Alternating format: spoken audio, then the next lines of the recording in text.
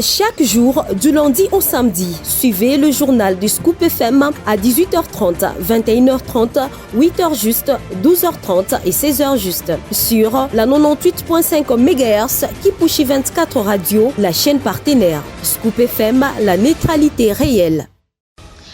Dernière livraison d'informations sur votre radio. Mesdames, messieurs, bienvenue à tous si vous nous rejoignez. À la une, le président de la République, Félix-Antoine Tshisekedi Tshilombo, a présidé le vendredi 1er novembre la 20e réunion du Conseil de ministres. Plusieurs points ont été abordés, notamment la situation sécuritaire, économique, judiciaire, etc. Et puis, en marge de la commémoration de la 11e journée internationale de la fin de l'impunité de crimes commis contre le journaliste célébré le 2 novembre de chaque année, le journaliste en danger fait sortir son rapport annuel. Vous aurez deux détails au cours de cette édition du journal. Autre titre, les agents électoraux ont débuté le vendredi 1er novembre une formation de formateurs pour l'organisation des élections législatives dans le territoire de Masimanimba au Kwilu et Yakoma dans le nord Ubangi, organisée par la Commission électorale nationale indépendante. Mesdames, messieurs, voilà tout pour l'essentiel de l'actualité. Je l'ai annoncé tout à l'heure, c'est ce vendredi 1er novembre que le chef de l'État a présidé la 20e réunion du Conseil de ministres à la Cité de l'Union africaine, réunissant le membre du gouvernement souminois. Cette session a porté sur deux sujets majeurs pour le pays, allant de la réforme judiciaire, la situation économique en passant par la situation sécuritaire. Lauriane Mwanda pour le commentaire. Après son allocution d'ouverture, le président de la République a introduit plusieurs thématiques essentielles pour l'avenir du pays. Parmi celles-ci, un exposé détaillé sur les états généraux de la justice a été présenté, soulignant la nécessité de moderniser les systèmes judiciaires pour garantir l'équilibre, l'intégrité et l'accessibilité de la justice pour tous. Cette démarche vise à restaurer la confiance des citoyens dans les institutions judiciaires et à renforcer l'état des droits. Le Conseil a ensuite examiné la production du nouveau permis de conduire biométrique sécurisé pour la République démocratique du Congo. Ces permis visent à améliorer la sécurité et l'authenticité des documents d'identité officiels, tout en luttant contre la fraude. La mise en place de cette nouvelle technologie marque une étape vers une gestion plus transparente et plus sécurisée des documents administratifs dans les pays. En outre, le Conseil a consacré une attention particulière à la situation économique nationale, notamment l'évolution récente du marché d'échange et les fluctuations de prix des biens et services. Face à ces défis, le gouvernement explore les mesures pour stabiliser l'économie et protéger les pouvoirs d'achat des citoyens. En cette période, marquée par une inflation croissante et une dépréciation monétaire. La sécurité sur l'ensemble du territoire national a également été au cœur des discussions. Le ministre a passé en revue les efforts actuels pour garantir la paix et stabiliser dans toutes les provinces, en insistant sur les renforcements des dispositifs de sécurité, régions particulièrement touchées par l'insécurité. Par ailleurs, le Conseil des ministres a évalué le projet de la campagne nationale de lutte contre le virus Monkeypox, une priorité de santé publique. Cette campagne comprend des mesures de prévention et campagnes de vaccination ciblées et une sensibilisation accrue pour lutter contre la propagation de l'infection. Les autorités sanitaires redoublent d'efforts pour atteindre les populations à risque et garantir une couverture vaccinale efficace. Cette 20e réunion hebdomadaire du Conseil des ministres a ainsi permis au gouvernement de prendre des décisions stratégiques face aux défis économiques, sécuritaires et sanitaires, tout en fixant un cap clair pour la poursuite de ces efforts dans les semaines à venir. Toujours au cours du 20e réunion du Conseil de ministres, le président de la République a invité le gouvernement à redoubler d'efforts pour moderniser, voulais-je dire, le bâtiment de service public en déclin depuis des décennies et à améliorer l'image de l'État. Suivez un extrait du compte rendu lu ici par le ministre de la Communication et Médias, Patrick Mouyaya. Cependant, depuis maintenant plusieurs décennies, notre pays n'a pas priorisé la construction des bâtiments des services publics. Cette triste réalité, perceptible aussi bien au niveau central que dans les provinces et ETD, a induit l'abaissement drastique de l'image de marque de l'État et de par là son autorité. Le président de la République a donc invité le gouvernement à redoubler d'efforts pour imaginer des mécanismes innovants pouvant progressivement répondre à cette problématique et améliorer ainsi l'image de l'État en tant qu'employeur responsable. Il s'agit d'envisager une réflexion ou encore de manière structurelle une stratégie de modernisation du cadre de travail des fonctionnaires. Dans cette perspective, conscient des contraintes financières que peut rencontrer une telle volonté et considérant qu'aucune transformation ambitieuse ne peut réussir sans mécanisme efficace et réaliste de financement pouvant permettre d'accompagner durablement le processus de changement, il a appelé le gouvernement, au regard du plan d'action, à réfléchir sur la mise en place d'un fonds de modernisation de l'administration publique. Ainsi, sous la coordination de la Première ministre, il a instruit le vice-premier ministre, ministre de la fonction publique, avec les concours de tous les collègues intervenants, à produire une première esquisse de la réflexion sur la mise en place du fonds préconisé. C'était là le ministre de la Communication et Médias, Patrick Mouyaya, dans cet extrait choisi par votre rédaction. Mesdames, Messieurs, ce journal se poursuit. Le président de la centrale électorale, Denis Kadima Kazadi, a lancé la formation des niveaux 1 de formateurs électoraux, étape cruciale pour le législatif national et provincial prévu le 15 décembre 2024 dans le circonscription de Massi-Manimba et Yakoma. Le détail. Cette initiative qui se déroule au centre Caritas à la Gombe rassemble 140 participants, parmi lesquels 96 seront sélectionnés pour superviser les opérations électorales dans ces régions, où les résultats du scrutin de décembre 2023 avaient été annulés. Lors de son discours d'ouverture, Denis Kadima a insisté sur l'importance de la rigueur et du professionnalisme dans la formation des agents électoraux, soulignant que la qualité de cette cascade de formation est essentielle pour garantir un processus électoral transparent et crédible. Il a également exhorté les participants à corriger les erreurs passées et à appliquer les valeurs de la CENI afin de restaurer la confiance des citoyens. De son côté, le rapporteur adjoint Paul Moindo a insisté sur la ponctualité et l'éthique professionnelle de participants, appelant à éviter toute forme de favoritisme face aux défis logistiques et sécuritaires, notamment la porosité de la frontière avec la République centrafricaine. La CENI appelle un renforcement des mesures pour assurer la sécurité des opérations électorales dans ces zones sensibles. L'association Femmes et Promotion AFEPRO en sigle, avec à sa tête la coordinatrice provinciale Mireille Mianda Kongolo et bourgmestre de la commune Kompemba, était présente à la matinée politique organisée ce samedi 2 novembre 2024 par le président de la fédération de l'IDPS en Martin Kazembe Choula, qui a montré son soutien indéfectible à la position du président de la République, celle de réviser la Constitution de la République.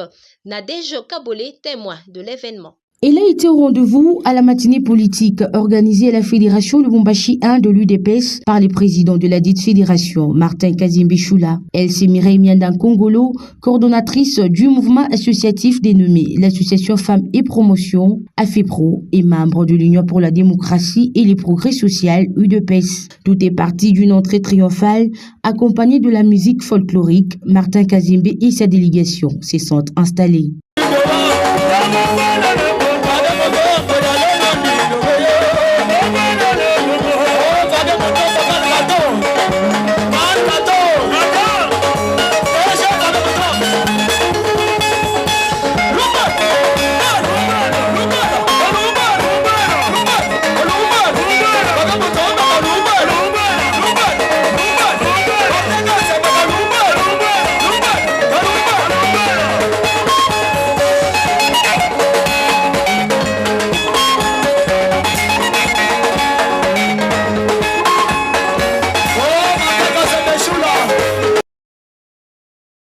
La prière, l'hymne national et celle du parti cher au président Félix Tshisekedi ont été également au rendez-vous. Dans sa prise de parole, le vice-gouverneur et président de la Fédération UDPS Lubumbashi 1 a tout d'abord honoré les invités qui ont répondu présents, parmi lesquels l'association Femmes et Promotion, avant de parler de la quintessence de cette manifestation, disant oui à la révision constitutionnelle, comme l'a annoncé le président de la République et garant de la nation Félix Tshisekedi lors de son meeting tenu le mois dernier à Kisangani. Martin Kazimbe-Choula a apporté son soutien au cours de cette matinée politique tout en expliquant le bien fondé de la Constitution et ce, habilité d'échanger cette dernière. Vile munajua shi tuko balietna politique yake. Hivi twiko munivou ya province ya Okatanga inapasha tunareleye message yake. Paske yenjo alituweka hapa na inapasha tumusaidie pour que vision yake ikuwe concrétisée. Na ile avis aliemetre juu ya kusema babambe ku ile constitution, c'est pour l'intérêt général de la population congolaise. Constitution yetu muartikle yake 218 inapatia mamlaka kwa mtu yote Kongole ula najishikia kusema iko Kongole ya kusema sa vile Fachibe to president de la République vile anajitapa ya kusema anezi anapenda analeta ile projet ya kusema tubambe ku constitution tu changer ou soit tu modifier. C'est tout à fait démocratique et c'est tout à fait constitutionnel. Tout comme chez Bantu hivi tuko hapa chi peuple tukijirenir tukifanya 100,000 signatures tutapeleka kule yuru na tutasema nous avons droit juu ya kufanya nini ya kubamba constitution. Sio vile gouvernement central nayo par l'entremise de la première ministre Sumino Tuluka kama banangaria kusema bintu abiendeke abitengamane inapasha tubambe ku constitution yetu. Les confessions religieuses présentes à cette activité du fédéral Martin Kazimbe-Choula ont également exprimé leur soutien au changement de la Constitution. Nous avons un message. Ici, c'est le chef de confession religieuse. Nous avons orthodoxes, les musulmans, les kimambouistes, les lieux de réveil. Nous avons toutes les confessions ici de notre province. Suivez-moi bien. Suivez-moi très bien. Je vais prendre 2 minutes. Nous allons partir. Son Excellence vient de tout dire. Mais je voulais soulever quelque chose. La Constitution n'est pas ni la Sainte Bible ni le Coran. Parce que lui a dit quelque part, même dans la Bible, il y a les Louis II. Louis II révisé. Nous, en tant que les chefs religieux de la province, nous sommes d'avis pour l'intérêt du peuple. Si l'esprit qui a animé notre chef, c'est le bien du peuple, je ne sais pas pourquoi nous ne pouvons pas aller de l'avant de ça. Voilà pourquoi, si tu es un Congolais et que Dieu t'a créé Congolais, ce que tu peux faire, c'est de soutenir et d'accompagner dans la paix ces processus. Je crois qu'il y a les gens qui ne sont pas d'accord ici. Je pensais que vous allez tous dire Amen plus fort. Amen. Note encore, Mireille Mianda Kongolo, coordonnatrice de l'AFIPRO, a à son tour invité tous les membres de l'association Femmes et Promotion à soutenir la révision de la Constitution et la vision du chef de l'État. Je l'ai annoncé en début de ce journal à l'occasion de la 11e journée internationale de fin de l'impunité de crimes commis contre le journaliste, célébrée le 2 novembre de chaque année. Journaliste en danger, GED en sigle, a rendu public son rapport annuel 2024 intitulé « Nouvelle loi sur la presse, nouveau abus contre le journaliste, le nouveau visage de la censure en République démocratique du Congo ». Jean Bondo nous en dit plus. C'est dans un contexte politique et sécuritaire marqué par la persistance de la guerre à l'est de la RDC. Les hostilités à l'est du pays, depuis l'occupation de plusieurs territoires par des rebelles soutenus par le Rwanda, se sont accompagnées d'une recrudescence des attaques contre la presse, remarquent des journalistes en danger. Pour cette ONG de défense des journalistes et médias, ajoute que les médias ont été pris pour cible de violentes attaques dans certaines provinces de l'Est où les combats opposent des milices de la rébellion aux forces gouvernementales. Les graves décisions qui ont été prises dès le début de cette année, en février 2024, par le Conseil supérieur de l'audiovisuel et de la communication, c'est ça qu'en abrégé, notamment interdire aux médias de diffuser les informations en rapport avec la rébellion dans l'Est de la République démocratique du Congo et de ne plus diffuser des débats ou des émissions à téléphone ouvert à propos des opérations militaires ou même interviewer les forces dites négatives constituent des actes de censure qui violent des droits garantis par la Constitution. Dans le présent rapport, GED révèle plusieurs cas qui entravent la liberté de l'information et le travail des journalistes, des tentatives de contrôle politique sur les médias ou d'ajustement de l'information à des fins privées. À pointe du doigt le visage des responsables de ces nouveaux prédateurs qui incarnent désormais la censure et la volonté de musellement de la presse au Congo. On les retrouve à Kinshasa ou en province, dans les institutions ou dans les services de sécurité, dans les zones sous occupation des rebelles à l'est ou sous contrôle du gouvernement. Le recteur de l'université de Lubumbashi, le professeur ordinaire Gilbert Kishiba Fitula, a déposé une plainte pour diffamation au sujet d'une prétendue prise de position au sujet de la révision constitutionnelle.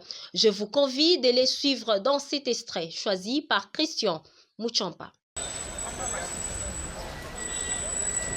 Je suis venu me plaindre auprès du procureur de la République au sujet d'une diffamation et fausses informations contre ma personne et contre le prestige de l'université de Lubumbashi que je dirige comme recteur au sujet des fausses nouvelles, des fausses informations et de la diffamation, ce qui serait ma position par rapport à la révision constitutionnelle.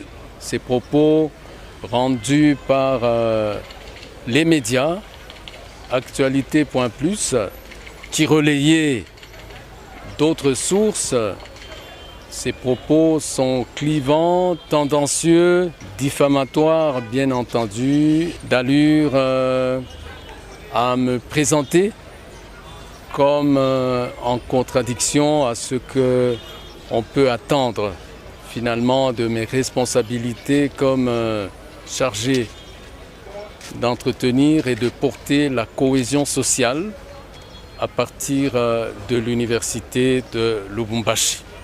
Je voudrais donc que ici le procureur de la République tienne compte de cette plainte pour décourager quiconque distille dans les médias des fausses nouvelles et de la diffamation contre non seulement ma personne et contre l'université de Lubumbashi, mais contre toute personne qui serait victime par rapport à ce comportement d'une responsabilité criminelle.